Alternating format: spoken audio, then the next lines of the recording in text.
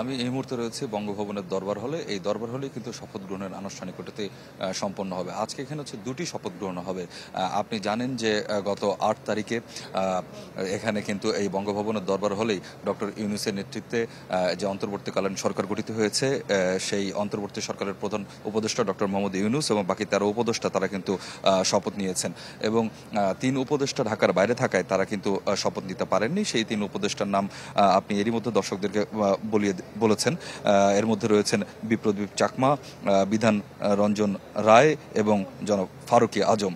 তো সেই ৩ জন ঢাকার বাইরে থাকার কারণে যেহেতু শপথ নিতে পারেননি, আজকে তাদের শপথ এখানে অনুষ্ঠিত হবে এবং যেটি জানতে পেরেছি ফারুকী আজম এখনও তিনি আজকেও সম্ভবত উপস্থিত হতে পারবেন না। সুতরাং আজকে ২ জন শপথ নেবেন, বিধান রঞ্জন রায় ও সুপ্রদীপ চাকমা।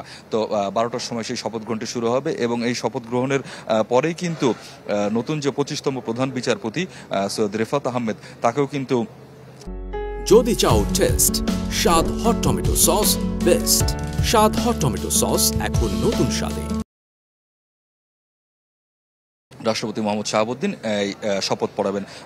গতকাল আসলে বৈষম্য বিরোধী ছাত্র আন্দোলনের বিক্ষোভের মুখে প্রধান বিচারপতি ওবায়দুল হাসান তিনি পদত্যাগ করেন এবং তারপরেই কিন্তু সৈয়দ রেফাত আহমেদকে প্রধান বিচারপতি হিসাবে কিন্তু রাষ্ট্রপতি নিয়োগ দেন এবং আজকে এই শপথের পরেই কিন্তু নিয়োগের যে বিষয়টি সেটি কিন্তু কার্যকর হবে। তো এই দুই আনুষ্ঠানিকতা, যেটি শপথের আনুষ্ঠানিকতা রয়েছে, সেটি ঘিরে আসলে বঙ্গভবন তার প্রস্তুতি সেটি কিন্তু সম্পন্ন করে ফেলেছে। অতিথি যারা রয়েছেন এই শপথ গ্রহণ অনুষ্ঠানে আমন্ত্রিত, তারাও কিন্তু এরই মধ্যে আসতে শুরু করেছেন।